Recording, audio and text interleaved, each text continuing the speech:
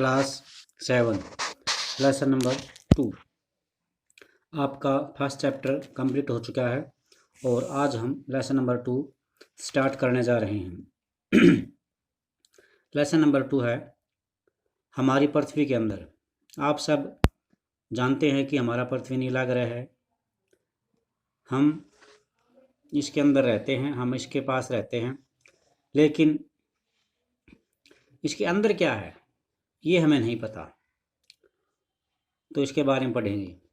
हमारी पृथ्वी एक गतिशील ग्रह है जो गति करती रहती है सूर्य के चारों ओर।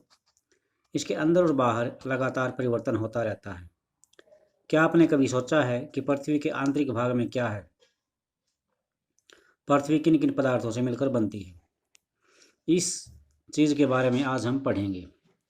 उससे पहले यहाँ पर मैं आपको बता दूं कि विश्व की सबसे गहरी खान दक्षिण अफ्रीका में पाई जाती है और उसकी गहराई लगभग 4 किलोमीटर है, अर्थात ज़मीन के नीचे 4 किलोमीटर गहरी है ये। तेल की खोज में इंजीनियर ने यहाँ पर लगभग 6 किलोमीटर की खुदाई कर चुके हैं। जो इंजीनियर होते हैं तेल की तलाश करने में 6 किलोमीटर तक खाई खोद चुके हैं। पृथ्वी के अंदर तक पहुँचने के लिए आपको समुद्र की सतह पर 6000 किलोमीटर गहराई तक खोदना होगा और ये काम बिल्कुल असंभव है, इसलिए हम कभी भी पृथ्वी के केंद्र तक नहीं पहुंच सकते। तो ये ऐसा काम है जो हम नहीं कर सकते। अब पृथ्वी का आंतरिक भाग, पृथ्वी के अंदर वाले भाग में क्या क्या होता है। आप सबने प्याज अवश्य देखी होगी। प्याज की एक के बाद एक कई परतें होती हैं, तो इसी तरह भी हमारी पृथ्वी है, उसके ऊपर भी एक के बाद एक परत बनी हुई है जिनका केंद्र एक होता है, अर्थात संकेंद्री परतों से हमारी पृथ्वी बनी हुई है। चित्र नंबर 2.1 के अनुसार दिखा रखा है। सबसे पहले परपटी है, उसके बाद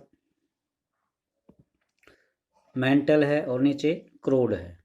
तो ये चीज़ रहती है। अभी सबसे पहले जो पृथ्वी की सबसे ऊपर की सतह होती है उसको परपटी कहते हैं।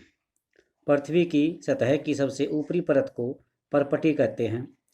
यह सबसे पतली परत होती है। यह महाद्वीपीय महाद्वीप के अंदर इसकी जो गहराई है वो 35 किलोमीटर है और समुद्री सतह पर केवल 5 किलोमीटर तक इसकी गहराई पाई गई है। फिर दोबारा से इस लाइन को नोट करो। महाद्वीपीय संहति में यह 35 किलोमीटर और समुद्री सतह में केवल 5 किलोमीटर तक है। महाद्वीपीय संहति मुख्य रूप से सिलिका और एल्यूमिना जैसे खनिजों से बनी है।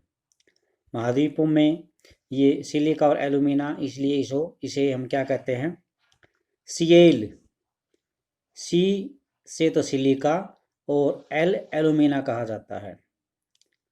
तो याद रखना है, ये महाद्वीपीय संहति सिलिका और एल्यूमिना जैसे खनिजों से बनी होती है, इसलिए इसे सीएल कहा जाता है।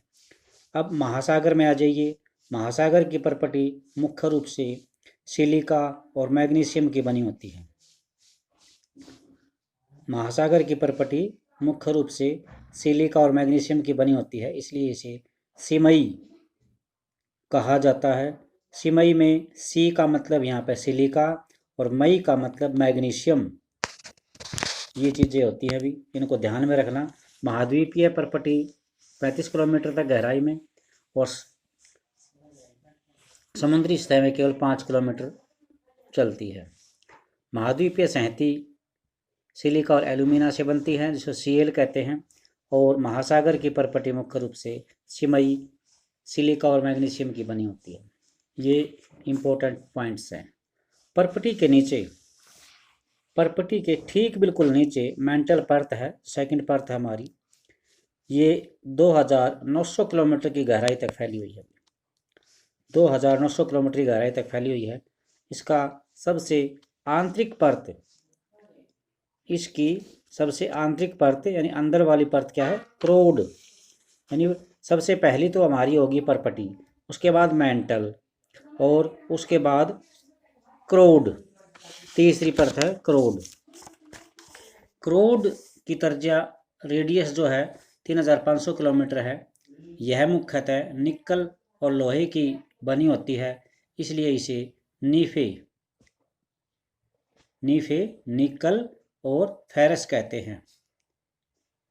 इसका तापमान काफ़ी ऊंचा होता है, दबाव भी इसमें ज़्यादा होता है। ये यहाँ पे देखना, पृथ्वी के आयतन का केवल 1% हिस्सा ही पर्पटी है। पृथ्वी के आयतन का केवल 1% हिस्सा पर्पटी है। 84% मैंटल है और 15% भाग क्रोड है। पृथ्वी की त्रिज्या 6371 किलोमीटर है। ये इम्पोर्टेंट पॉइंट्स हैं, इनको याद करना और अपने कॉपी में लिखना। और इससे नेक्स्ट जो पार्ट है सेल और खनिज, इसके बारे में हम कल पढ़ेंगे। आज के लिए इतना ही। थैंक्स।